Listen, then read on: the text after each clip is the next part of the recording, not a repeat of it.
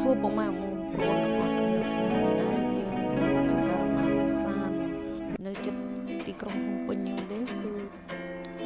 ស៊ុំមួយកន្លែងគឺតែសាងសង់ទេមិនទាន់រួច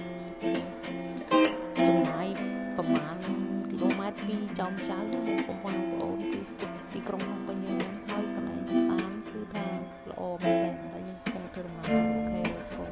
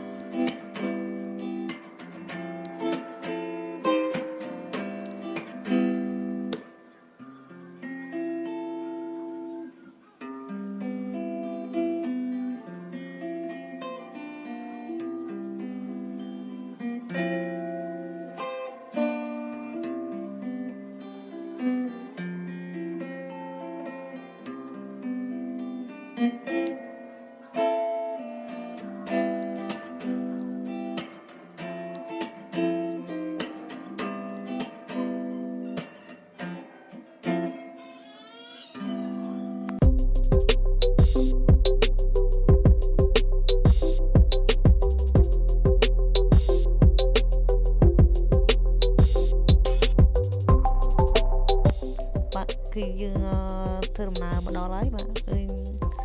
ថាតិចមែនបាទចូលម្ដងគឺមានបងមួយធំក៏មានជីទូកជីអីបងយើងកំពុងធ្វើដំណើរចូលទៅហើយ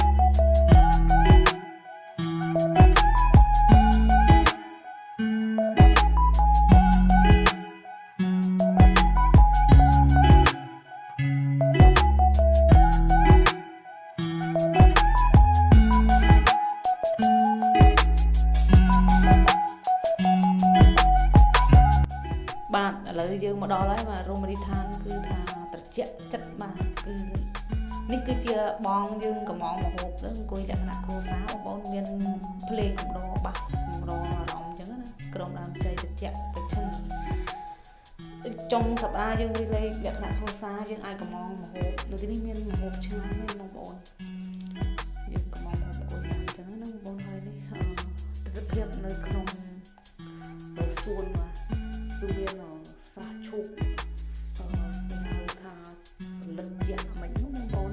គឺផលិតធំមែនបាទពេលនេះបរិវេណនៅក្នុងសួនគឺស្អាតយើងអាចថត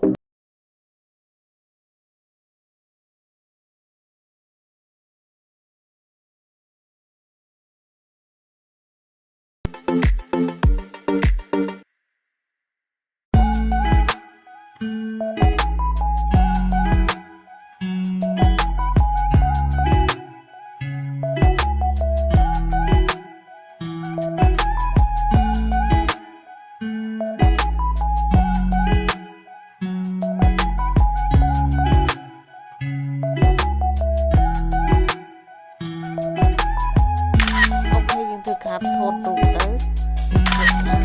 ដាក់ពីបោះទៅបាទបងប្អូនកន្លែងនេះខ្ញុំចង់និយាយថាគឺថាប្រៀបបានដូចជានៅមុន